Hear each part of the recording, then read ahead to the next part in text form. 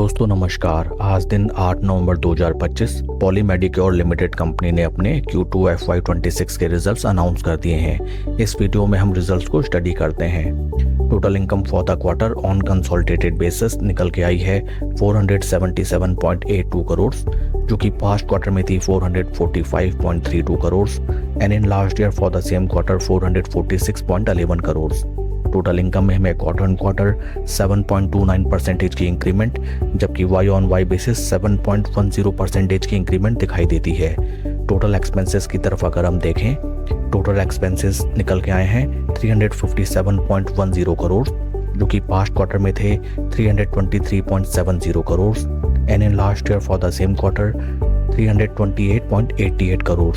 Total expenses में हमें quarter on quarter 10.31% की इंक्रीमेंट, जबकि Y on Y basis total expenses 8.58% बढ़ते हुए नजर आते हैं। पैट फिगर्स की तरफ अगर हम चलें, पैट फॉर द क्वार्टर निकल के आया है 91.79 करोड़, जो कि पास्ट क्वार्टर में था 93.08 crore and in last year for the same quarter 87.45 crore. PAT figures में हमें क्वार्टर ऑन क्वार्टर 1.37% की डिक्लाइन, जबकि वाई ऑन वाई बेसिस 4.96% की इंक्रीमेंट दिखाई देती है। कंपनी के रिजल्ट्स अगर देखे जाएं, ओवरऑल म्यूटेड किस्म के रिजल्ट्स हैं। PAT figures are almost muted, जबकि टोटल इनकम में हाई सिंगल डिजिट ग्रोथ दिखाई देती है। कंपनी के फंडामेंटल्स की तरफ अगर हम चलें, right now stock is trading at a P of 53.6, जबकि इंडस्ट्री का पी है 52। Valuation wise Poly Medicure stock is neither oversold not overbought. आइए अब हम चलते हैं शेयर के टेक्निकल चार्ट पैटर्न की तरफ।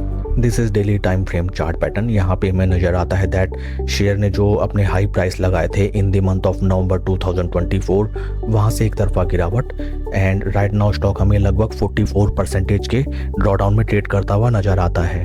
इंपॉर्टेंट लेवल इस स्टॉक के लिए रहेंगे 200 डे मूविंग एवरेजेस। देखिए, पास्ट में भी स्टॉक ने जब 200 डे मूविंग एवरेज पे ब्रेकआउट देने की कोशिश की, लेकिन वहाँ से हमें एक तरफा गिरावट नजर आई एंड उसके बाद स्टॉक एक बार भी अपने 200 डे मूविंग एवरेज के नियर बाई ट्रेड नहीं कर सका।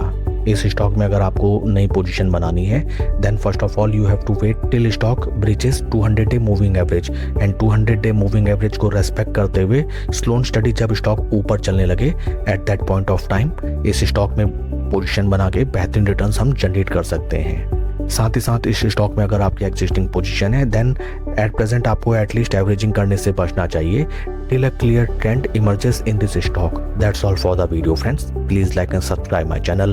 Thank you.